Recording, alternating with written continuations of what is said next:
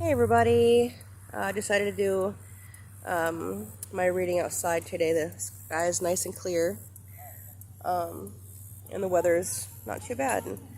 So I'm going to read outside. I think we're on day 7, part 7, chapter 6. We're going to do biology and the Bible. Woo! Alright, so let's get started. I'm going to have you guys just watch the sky as I read today. Do something a little different. Alright. Biology and the Bible. The Bible and plant life. Plants need sunlight, water, and minerals in order to grow, and to make their own energy and food. If plants do not get sunlight, and yet have water and minerals, they cannot produce the chlorophyll. They will then die. It is interesting to notice, therefore, the chronological order of Genesis creation. God created light first, Genesis 1:3. Then he created water in verse 6, and then soil in verse 9, and then he created plant life in verse 11. The Bible statements consistent with biology. The great biological truth concerning the importance of blood in our body's mechanism has been fully comprehended only in recent years. Up until 120 years ago, sick people were bled, and many died because of the practice. If you lose your blood, you lose your life. The reasons doctors give a blood test is because blood Chicken nuggets! Oh my goodness, Noah.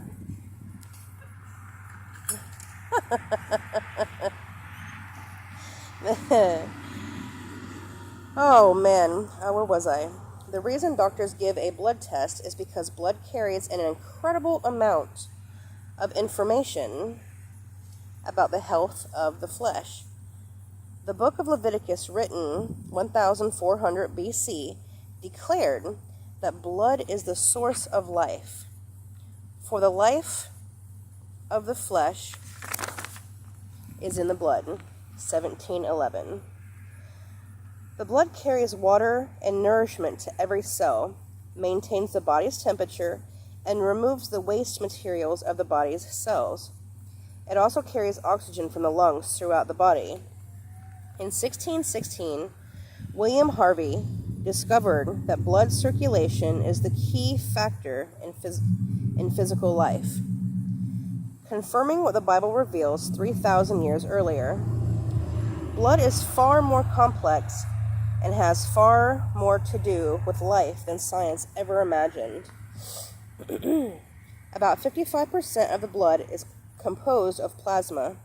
The rest is made of 3 major types of cells.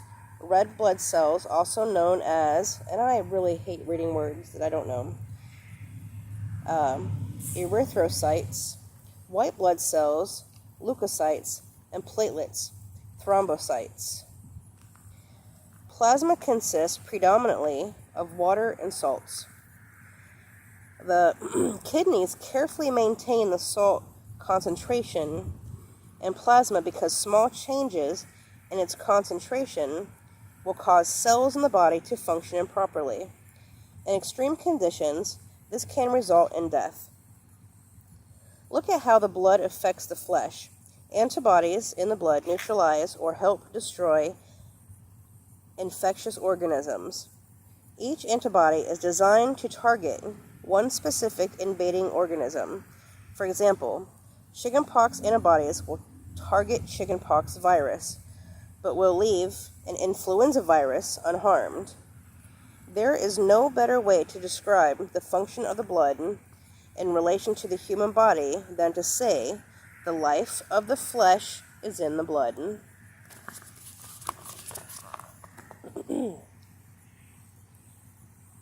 The Bible and biogenesis.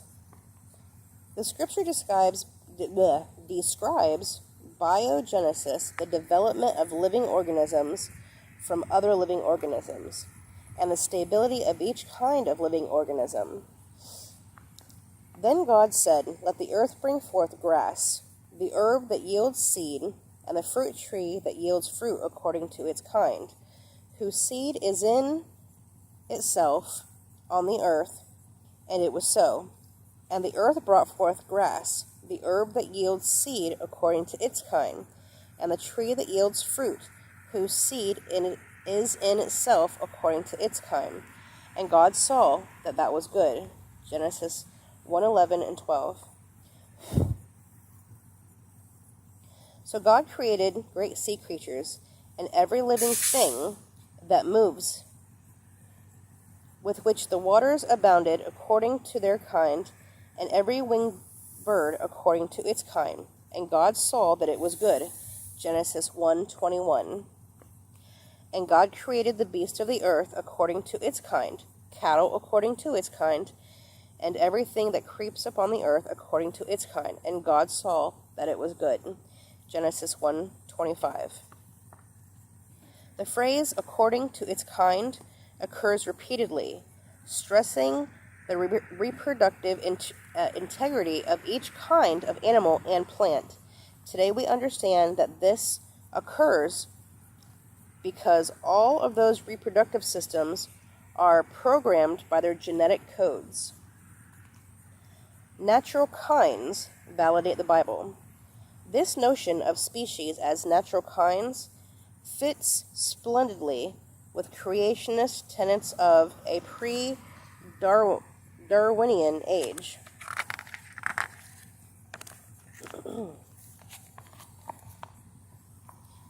Louis Agassiz, Agassiz,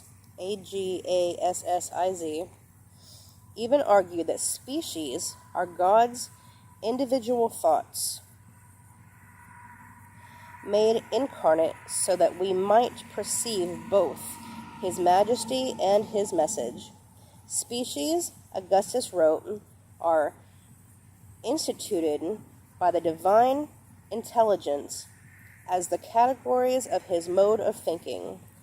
But how could a division of the organic world into discrete entities be justified by an evolutionary theory that proclaims ceaseless change as the fundamental fact of nature? Stephen Jay Gould, professor of geology and paleontology, Harvard University.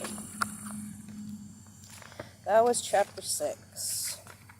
Next we will go into chapter 7, and it talks about the Bible's 100% accurate prophecies, and that will be next time.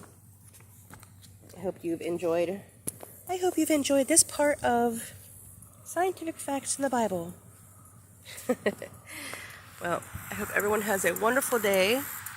Nice, wonderful day out today. I love you guys, and have a wonderful day. Until next time.